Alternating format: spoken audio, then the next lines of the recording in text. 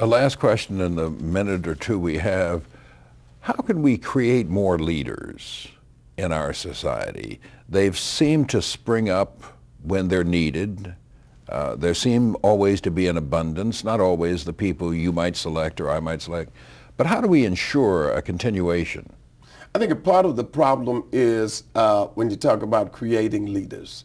I think you have to, the problem we have is when you create them, generally we create them with a sense that they have to abide by the rules we set and that they have to be obedient to the directions we give. We don't want to create leaders. We want leaders to emerge in ways where they have enough of a sense of independence that when they do rise, people automatically see that leadership in them. I was impressed about 2 years ago when I was in Michigan. I met a young man named Kwame Kilpatrick, 31 years old.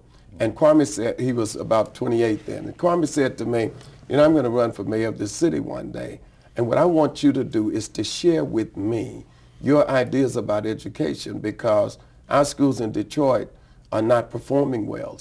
I want to know what it would take to turn them around. We talked about everything from vouchers to charter schools and the like. He ran a race recently against an old line politician in Detroit. At 31 years old, he's the mayor, and he took strong positions about alternatives to the traditional education models. He emerged because he was willing to consider not just the historical approaches, but look at new approaches and say this is the wave of the future.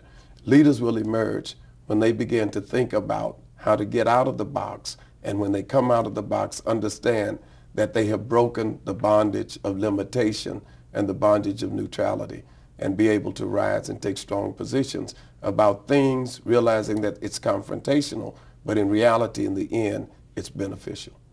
Dr. Flake, that's a perfect time at which to end. Thank you so much for doing this. Thank you. Good to be here with you. Thank you.